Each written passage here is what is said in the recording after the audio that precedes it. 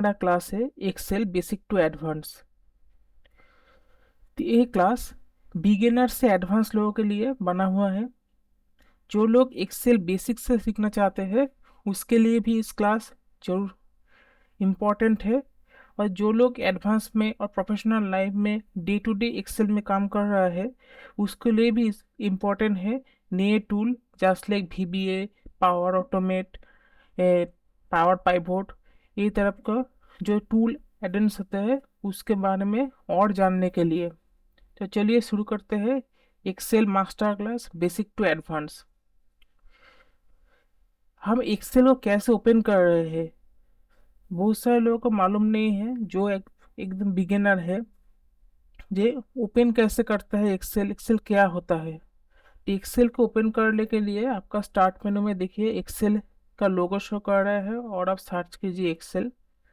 हम यहाँ पर यूज कर रहे हैं एक्सेल 365 प्रोफेशनल वर्जन। अब एक्सेल को ओपन करने के बाद जो लेआउट आप यहाँ पर शो हो रहा है वो है एक्सेल का स्टार्टिंग स्क्रीन। ये स्टार्टिंग की स्क्रीन क्या है? ये स्टार्टिंग स्क्रीन है 3 लेयर, जैसे कि होम, न्यू, ओपन। होम जो है यहाँ पर ब्लैंक वर्कबुक और कुछ प्री डिफाइंड जो एक्सेल ने पहले से दे रखा है इस तरह का ट्यूटोरियल और चार्ट्स और टेम्पलेट रहता है।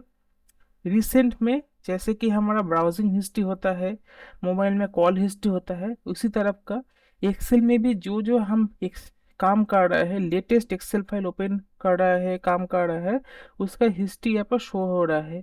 जैसे कि आप देख पाएंगे बुक 2 और बुक 11 में ये स्टार्ट में हम ओपन किए थे तो ये ऊपर में है। जो लेटेस्ट है वो ऊपर में शो होगा, जैसे कि इन ऑर्डर में शो हो। जितना नया फाइल ओपन होगा तो बुक 2 के पहले आ जाएगा। नेक्स्ट न्यू, न्यू सेक्शन में ब्लैंक वर्कबुक एंड बहुत सारा प्री डिफाइंड टेम्पलेट रहता है। प्री डिफाइंड टेम्पलेट मतलब जैसे कि स्कूल का schedule, simple invoice, sales invoice tracker. इस टेम्पलेट यूज करके हम डायरेक्ट इनवॉइस जनरेट कर सकते हैं, इनवॉइस ट्रैकिंग कर सकते हैं और हम खुद से भी टेम्पलेट बना सकते हैं। ओपन सेक्शन में हमारा रहता है सेम जो हमारा हिस्ट्री है, ओल्ड वाला जो लेटेस्ट हम यूज कर रहे हैं उसका एक्सेल फाइल, और we can use the folder also. जैसे कि हमारे यहाँ पर वन ड्राइव और साइट्स भी कनेक्टेड है, जिससे कि बिजनेस कनेक्शन है, बिजनेस अकाउंट है।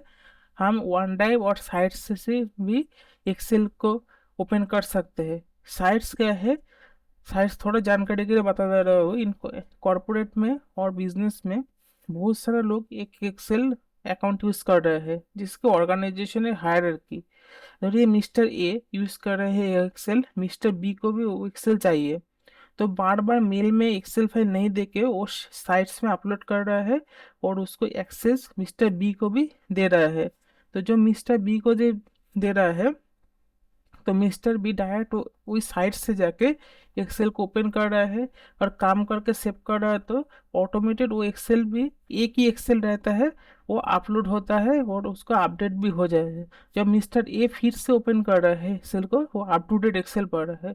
इसमें क्या होगा, वो बार बार मेल, पिन ड्राइव, ऐसे तरफ का जो ट्रांजेक्शन होता है, जो ट्रांसफर होता है डेटा, वो नहीं होगा। एक ही फाइल बार बार अपडेट रहेगा टीम के अंदर पे। इसका काम है साइट्स का। साइट्स एक डिफरेंट पार्ट है। मैं कोशिश करूँगा साइट्स के बारे में एक वीडियो लेने के लिए। वे साइट्स की ज़रूरत है। बहुत सारे MNC भी चाहता है जो साइट्स का डिटेल सब जाने। तो स्टार्ट कर से ब्लैंक वर्कबुक से हमको चाहिए एक्सेल का लेआउट कैसे काम कर रहा है। देखिए यहाँ पर एक्सेल में ओपन करने के बाद हम यहाँ पर देख रहे थे होम, इंसर्ट, पेज लेआउट। इसको बोलता है रिबॉन्स। रिबॉन्स मीन्स यहाँ पर प्री डिफाइंड कुछ एक्सेस दे रहा है जिसके यूज करने के बाद आपको डेटा के चेंज हो जाएगा, डेटा का साइज, लेंथ सब चेंज होने के लिए कुछ कुछ प्री डिफाइंड सेक्शन है। जैसे कि होम, इसको रिबन कहते हैं। तो होम रिबन में क्या है? होम रिबन में है जैसा हमारा फ्रंट कैसा होगा, लेटर साइज कैसे होगी, हम wrap text, orientation, marks centre, जैसे कि वर्ड में जो हम काम कर रहे थे, वर्ड में कैसे, वर्ड में कोई लेंथ बढ़ाना, कैपिटलाइज करना, फॉन्ट चेंज करना, जो वर्ड का बेसिक काम है उसी तरफ का काम है यहाँ पर होम में। इनसे इंक्लूडिंग थोड़ा नया दिया है कंडीशनल फॉर्मेटिंग। तो कंडीशनल फॉर्मेटिंग का भी चैप्टर आएगा इसमें। कंडीशनल फॉर्मेटिंग मीन्स कुछ कंडीशन दे के आपका कलर स्केल चेंज होता रहता है। आप देखेंगे जब बहुत सारा ऑफिस का व्हाट्सएप में बहुत सारे एक्सेल आता है, येलो, ग्रीन, ऐसे कलर होता है। तो कलर कैसे आता है एवं कलर कैसे चेंज होता है, मानिए जो 100% ग्रीन है तो 99 है रेड, अगर वो 99 फिर से 100 हो गया तो वो ग्रीन हो जाएगा। ये तो ऑटोमेटिकली जो चेंज हो रहा है उसको वजह से कलर फॉर्मेटिंग होता है। उसमें भी लॉजिक लगता है, उसका बहुत सारा पार्ट है कंडीशनल फॉर्मेटिंग का। और फॉर्मेट्स, जैसे कि मैं बोला कि वर्ड का टाइप का जो काज है वो है फॉर्मेटिंग का। देन हम चलते हैं इंसर्ट। इंसर्ट बहुत इंपॉर्टेंट है फॉर रिपोर्ट पर्पस। हम जब एक्सेल में काम कर रहे हैं उसके बाद हम क्या करेंगे, एक्सेल रिपोर्ट बनाएंगे, जिसकी रिपोर्ट को हम बोलते हैं डैशबोर्ड। और इन बिजनेस वर्ल्ड में बिजनेस एनालिटिक्स जो यूज़ होता है पावर बीआई जैसे कि टूल्स, इन एक्सेल में हम उसको डैशबोर्ड बोलते हैं। तो डैशबोर्ड को बनाने के लिए हमको सबसे मोस्ट इम्पोर्टेंट है पाइवोट टेबल। आपको सबको पता है पाइवोट टेबल किसको बोलते हैं, पिवोट टेबल। तो पाइवोट टेबल और पिवोट टेबल का ऑप्शन आपको मिलेगा इंसर्ट में। फिर आपको मिलेगा पिक्चर, शेप्स, आइकन, जो आपको डैशबोर्ड बनाने के लिए ज़रूरत है। थोड़ा बैकग्राउंड का पिक्चर, शेप्स चाहिए, आइकॉन चाहिए, तो यहाँ पर मिल जाएगा। स्मार्ट आर्ट एक प्रोसेस है जो इसको आपको हायरार्की समझने के लिए, कोई साइकिल, कोई रिलेशनशिप, पिरामिड, इसको समझने के लिए आपको स्मार्ट आर्ट चाहिए। स्मार्ट आर्ट का भी कोई एडिशन मिलेगा इस कोर्स के अंदर। स्मार्ट आर्ट कैसे हम यूज़ करेंगे, कैसे प्रेजेंटेशन लुक एक्सेल बनेंगे। देन आता है हमारा चार्ट्स। चार्ट्स की इम्पोर्टेंट है क्योंकि हमारे पास तो बहुत सारा डेटा है। और ये एक ऑर्गेनाइजेशन का, एक डिपार्टमेंट का एक साल भर आपको 1 लाख डेटा है। 1 लाख डेटा को आपको स्क्रॉल करने पढ़ने के लिए जो आपको वक्त चाहिए उससे अच्छा होगा आप एक रिप्रेजेंटेशन, एक चार्ट देखिए, एक कॉलम चार्ट, एक बार चार्ट। जैसे कि हमारा फिनेंशियल विभिन्न बहुत सारा चार्ट ट्विटर फेसबुक में दिखा रहा है, जे फोन पे का कितना परसेंटेज मार्केट शेयर है, जीपे का कितना मार्केट शेयर है, उसे कैसे दिखा रहा है एक पाई चार्ट के अंदर, जिसकी 45, 55, 25, तो इसे हम आसानी से उसको ग्रैप्स कर सकते हैं, उसे दिखने भी अच्छा लगता है और easy to way to learn है। जो हाँ, इसका इतना मार्केट शेयर है, और हमारे पास इतना सारा डेटा दे देता है एक्सेल में और पीडीएफ में, तो हम उसको कैलकुलेट करते करते ही बहुत दिन लग जाता है कि कितना परसेंटेज मार्केट शेयर है। इसलिए हम चार्ट्स यूज़ करते हैं, चार्ट्स ग्राफ्स यूज़ करते हैं। स्लाइसर टाइमलाइन ये जो पार्ट है, ये एक गाड़ी का गियर की तरफ है और स्विच की तरफ, सबसे अच्छा सर है इलेक्ट्रिकल स्विच की तरफ। जैसे कि स्लाइसर, स्लाइसर एक स्विच की तरफ है, जो आपके पास पांचों ऑप्शन है, आप एक एक ऑप्शन को दबाएंगे तो आपका रिजल्ट डिफरेंट आएगा। इस तरह स्लाइसर काम करता है। स्लाइसर जैसे स्विच, इलेक्ट्रिकल स्विच की तरह है। वेरियस टाइप्स का ऑप्शन हम मोबाइल में भी आता है, तो आप क्लिक करिए, आपको रिजल्ट मिलेगा। टाइमलाइन मीन्स हम फेसबुक पे टाइमलाइन दिखा हुआ है, टाइमलाइन होता है टाइम, ये लॉन्गर पीरियड और टाइम का चेंज जो दिखा रहा है उसका काम है टाइमलाइन। तो टाइमलाइन में क्या है, टाइमलाइन है आप फाइनेंशियल ईयर धरिए, जो कॉमर्स का बंदा है वो तो अच्छा से समझ जाएगा फाइनेंशियल ईयर। तो फाइनेंशियल ईयर क्या है, अप्रैल टू मार्च। तो अप्रैल टू मार्च का टाइमलाइन है। आप अप्रैल से स्टार्ट कीजिए खींचने खींचने खींचने जून, तो अप्रैल से जून तक कितना आपका डेटा है वो data automatically up to date हो जाएगा। और जून से और खींचिए जुलाई, अगस्त, ऐसे आपका टाइमलाइन का लेफ्ट राइट कर सकते हैं, जस्ट आगे पीछे, तो आपका रिजल्ट भी चेंज होता रहता है। हेडर वाटरमार्क ये जस्ट फॉर्मेटिंग का पार्ट है। ये वाटर टेक्स्ट बॉक्स वाट आर्ट्स सिग्नेचर है, ये ज़्यादातर लगता है डैशबोर्ड का अच्छे दिखाने के लिए। पेज लेआउट, आप जो भी देख रहे हैं स्क्रीन पर ये एक पेज ही है। आप एक्सेल को प्रिंट करेंगे तो इसी फॉर्मेट में, पेज के फॉर्मेट में प्रिंट होगा, इसमें बॉर्डर भी आएगा, सब कुछ आएगा। तो हम काम कर रहे हैं अभी लैंडस्केप फॉर्मेट में। आज हमको पोर्ट्रेट फॉर्मेट में प्रिंट चाहिए, और मुझे, मैं काम कर रहा हूँ क्यू तक, और मुझे प्रिंट चाहिए एच तक। तो इसको चेंज करने के लिए हमको चाहिए ऐसा print preview.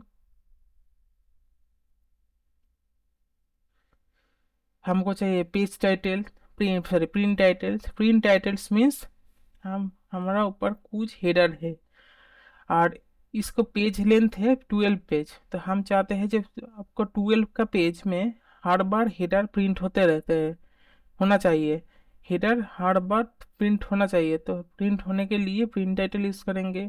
Page print area तो ये है, तो सेट प्रिंट एरिया मीन्स कितना तक हम प्रिंट करना चाहते हैं। ओरिएंटेशन है लैंडस्केप टू पोर्ट्रेट, और portrait to landscape. Margin various type का मार्जिन होता है, कस्टम मार्जिन भी होता है, नैरो वाइट, जैसे कि हमको प्रिंट करना ज़रूरत है उस तरह का मार्जिन आपको चाहिए।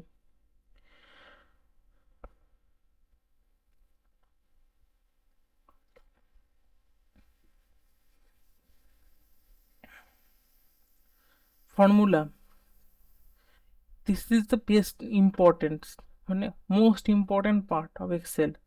अगर आपको एक्सेल में प्रो होना है, आपको फॉर्मूला टिप ऑफ द नीप होना चाहिए, सब कुछ आता रहना चाहिए जो आपको डेली काम है चाहिए। देखिए एक्सेल में 500 फार्मूला है, 500 फार्मूला किसी को याद नहीं होता, और 500 में चाहिए भी नहीं आपको। इसमें इंजीनियरिंग फार्मूला है, ट्रिगोनोमेट्री फार्मूला है, उसका आपको डोमेन ही नहीं है, आपको चाहिए भी नहीं।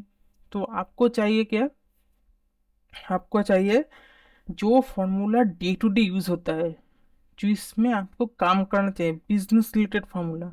उस फार्मूला आपको टिप ऑफ द नीफ होना चाहिए, उसका सिंटेक्स, उसका कैसे काम करता है, और अगर कोई इस फार्मूला में एरर है कैसे हम सॉल्व कर पाएंगे, सब आपको अच्छे से याद होना चाहिए। याद मीन्स आपको प्रैक्टिस में रहना चाहिए। Second part is name range, this is the best part I think. Name range, name range है जो आपको, हम एक बार से ज्यादा कर रहे हैं, उसको एक बार, बार बार करने के ज्यादा आप एक बार शीट को लॉक कर दीजिए, शीट का दायरा दे दीजिए, और उसको इसके इस करते रहिए बार बार। आपको जाना भी नहीं है बार बार शीट में, शीट 1 शीट 2 करना भी नहीं है, एक बार नेम रेंज कर दिया तो। ट्रेस प्रेसिडेंट, टेंस डिपेंडेंसेस या ऑडिटिंग फार्मूला है। ऑडिटिंग मीन्स अगर आपको कुछ एक्सेल में चेकिंग करना है, अगर आपको कोई एक्सेल भेजा है और उसको दिया है जो आपको एक्सेल चेक कीजिए, एक्सेल में सब ठीक ठाक है कि नहीं, फार्मूला ठीक से काम कर रहे हैं नहीं, तो आपको क्या चाहिए, ऑडिटिंग करना चाहिए। तो आप जो ऑडिटिंग करेंगे, ऑडिटिंग के लिए आपको चाहिए trace president, trace dependent means formula कहाँ से कहाँ तक काम कर रहा है, रिजल्ट कहाँ से आ रहा है। फार्मूला का एरर आ गया तो एरर चेक, एवोल्यूट कर ला formula, so formula, and calculation option. Calculation option है एक्सेल में, कैलकुलेशन ऑप्शन हमेशा ऑटोमेटिक ही रहता है। जैसे कि आप कुछ फार्मूला का यूज करने के बाद एंटर प्रेस कीजिए, फार्मूला का रिजल्ट आ जाएगा। ये है कैलकुलेटर ऑप्शन ऑटोमेटिक। अगर आपको नहीं चाहिए तो ऑटोमेटिक मैनुअल भी कर सकते हैं। मैनुअल मीन्स अगर आप पूरा एक्सेल में फार्मूला डाल दिए, एंटर भी प्रेस कर दिए, और उसको मैनुअल भी पहले से ऑप्शन में चूज कर रखा है, तो वो कैलकुलेट नहीं होगा जब तक आप कैलकुलेट नाउ पर क्लिक मत कीजिए। अगर आप कैलकुलेट नाउ पर क्लिक कीजिए, तुरंत आपको सारा कैलकुलेशन हो जाएगा, ऑटोमेटिकली कैलकुलेशन हो जाएगा। और ऑटोमेटिक रहेगा तो आपको एंटर प्रेस करने का तुरंत बाद ही रिजल्ट आ जाएगा। ये एक स्टेप लेंदी है, स्टेप का पॉज है, जो नहीं अभी कैलकुलेशन नहीं चाहिए, थोड़ा रुकिए, इसके लिए कैलकुलेट का मैनुअल से ऑटोमेटिक, और ऑटोमेटिक से मैनुअल होता है। डेटा, हम जो large scale data like my SQL studio जो काम करेंगे, माई एसक्यूएल स्टूडियो से एक्सेल में कनेक्ट करेंगे, तो हमको चाहिए क्या, large scale data. Large scale data means तो ये डेटा का साइज है 100 MB, 200 MB, CSV फाइल का है, lots of data like road accident, banking data, Q commerce data. ये है हमारा सर्वर। इस सर्वर से हम करंट क्या करेंगे, एक्सेल में जब हम डेटा पार्ट पढ़ेंगे तो लार्ज स्केल डेटा, टेक्स्ट से CSV, वेब से, वेबसाइट से कैसे डेटा हम निकालेंगे, इसके लिए हमको चाहिए डेटा पार्ट। क्वेरी कनेक्शन के लिए आपको जानना चाहिए ये SQL कैसे काम करते हैं, SQL का भी इंटरनल सिंटेक्स आपको चाहिए, इसके क्वेरी कनेक्शन चाहिए। Text to file, text to column, flash fill, remove duplicate, data validation, consolidated, very important part to data cleaning process. आपको डेटा क्लीनिंग करना है, कुछ डेटा को सुधारना है, आपको चाहिए इस प्रोसेस को। What if analysis, forecast sheets, ये एक लॉजिकल फंक्शन है, लॉजिकल पार्ट है to analyse something like goal seek, scenario management, group and group, subtotal different part है टू कंसोलिडेटेड समथिंग। तो बहुत सारे डेटा से छोटा डेटा बनाने के लिए इसको चाहिए ग्रुप, अनग्रुप और सब टोटल। रिव्यू में उतना खास कुछ नहीं है, जो है protect sheet, protect workbook, allow edit range, वो प्रोटेक्शन के लिए है जैसे कि आपको सिक्योरिटी के लिए है। व्यू में भी उतना कुछ नहीं है, जो है वो fridge fan, fridge fan means जो आपको लॉक करने के लिए, रो को लॉक, कॉलम को लॉक। अगर डेवलपर पावर पिवट आपको एक्सेल में नहीं है तो घबराना नहीं है, ये एक एडॉन्स फंक्शन है, एडॉन्स मीन्स कॉम्प्लीमेंटरी। अगर आप एडवांस काम करना चाहते हैं तो अब आपको एक्टिवेट करना पड़ेगा, एक्सेल आपको एक्टिवेट करके नहीं देगा। तो हम जब रिव्यू हो जाएगा, जब डेवलपर में VBA में जाएगा, पावर BI पर जाएगा, तो अब हम एक्टिवेट करेंगे, दिखाएंगे भी कैसे एक्टिवेट होता है, ये विजुअल बेसिक क्या होता है, मैक्रो क्या होता है। हम समझेंगे the structure of Excel, Excel का स्ट्रक्चर क्या है। तो एक्सेल स्टार्ट होता है 1 और ए से। ए क्या है, ABCD है एक्सेल का कॉलम, ये कॉलम है। 1 2 3 4 5, ए है रो। तो ए है एक्सेल का कॉलम, ए है एक्सेल का रो। अगर हम इस स्क्वायर व रेक्टेंगल एरिया को सिलेक्ट करेंगे, बोलेंगे दे एक्सेल का सेल। तो एक्सेल का सेल क्या है, एक्सेल का सेल है कॉलम और रो का इंटरसेक्शन पॉइंट। एक कॉलम और रो है, रो का इंटरसेक्शन पॉइंट ऑफ सेल। ये हर एक सेल में होता है न्यूमेरिक, नॉन न्यूमेरिक डेटा रहता है, जिसका कॉम्बिनेशन से हम बोलते हैं एक्सेल वर्कशीट और एक्सेल वर्कबुक। तो सेल जो, हर एक सेल का एक एड्रेस भी होता है, जैसे कि हमारा घर का एड्रेस, हमारा ऑफिस का एड्रेस भी है, उस एक्सेल का भी सेल का एड्रेस होता है, उसको बोलते हैं सेल एड्रेस और सेल रेफरेंस। ये योलो जो एरिया है, इसका एड्रेस क्या है, D2।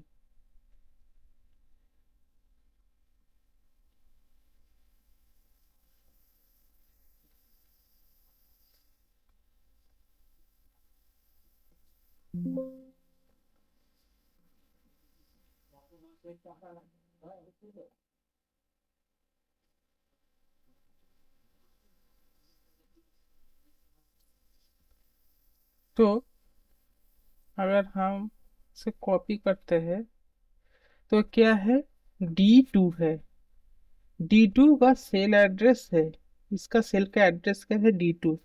इसको कॉपी करेंगे यहाँ पर, ये है E5। तो इसका सेल एड्रेस क्या है, E5। अगर इसको कॉपी करेंगे यहाँ पर D2, ये है सेल एड्रेस।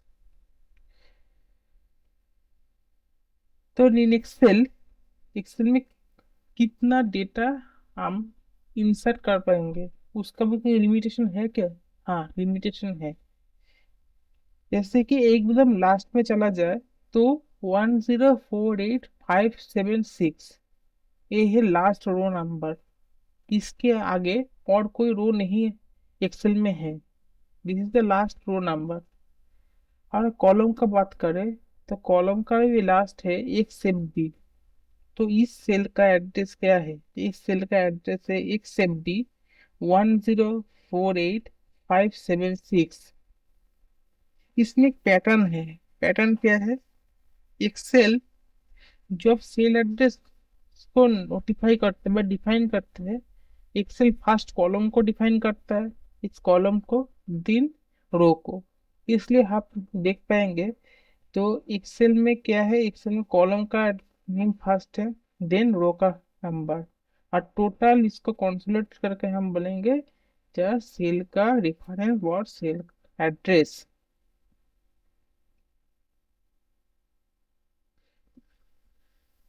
इसके पहले हम क्या पढ़े थे इसका रिबन।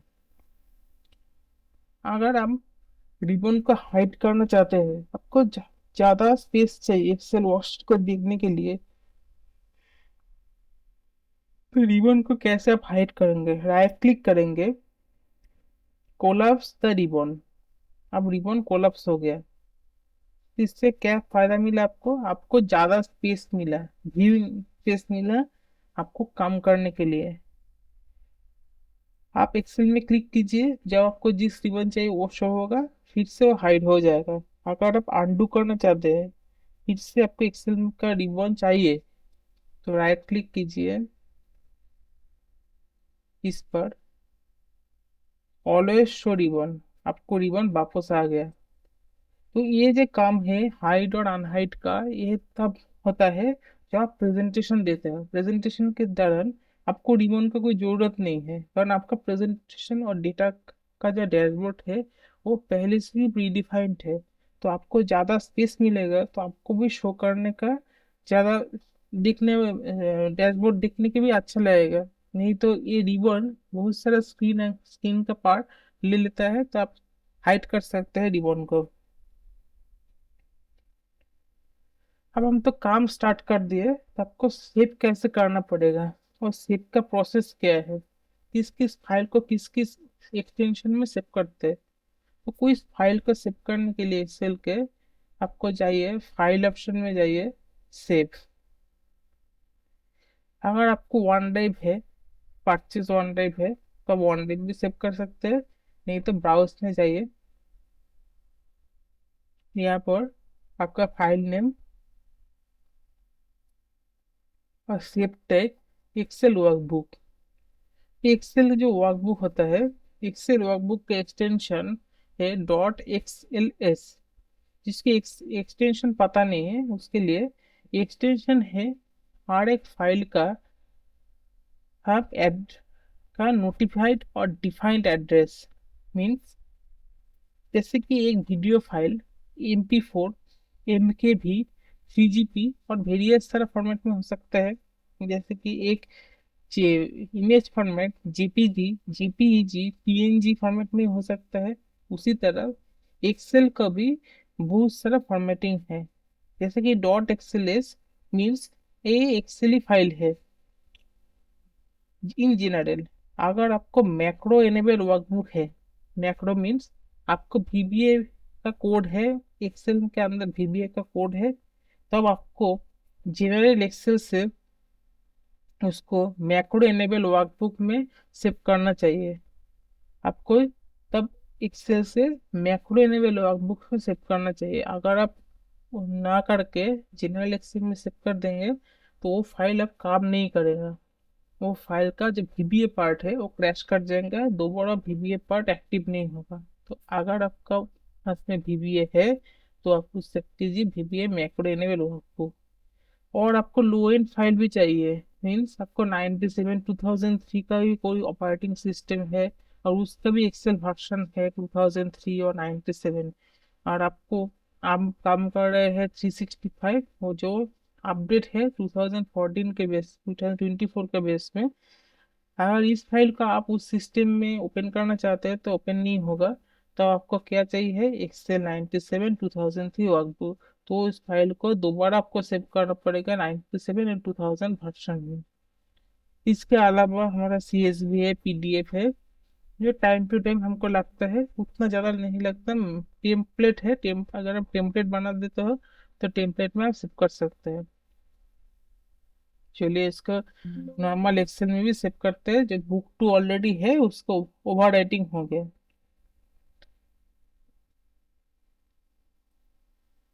आप हम ब्लैंक वर्कबुक ओपन कर रहे हैं। ब्लैंक वर्कबुक ओपन करने के बाद हमारा दिमाग में ख्याल आया। ख्याल क्या?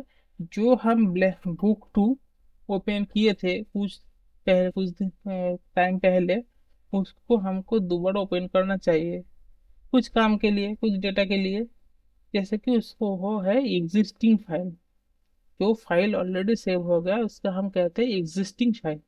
तो एग्जिस्टिंग फाइल को ओपन करने के लिए आप दो जगह जा सकते हैं। आपको ड्राइव में, जिस फोल्डर में आप सेव कर रहे हो, नहीं तो डायरेक्ट एक्सेल में जाके होम में जाके देखिए, बुक टू है जो रिसेंट है, जो लास्ट आप काम किए थे बुक टू में, तो बुक टू ओपन कीजिए।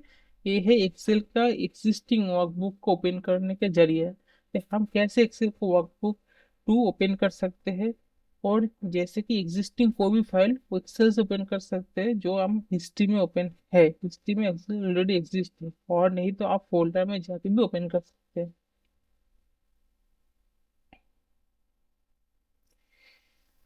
चलिए तो आप शुरू करते हैं एक्सेल में कुछ नया। कुछ इस एक्सेल को बंद कर दीजिए, इसको ही बंद कर दीजिए।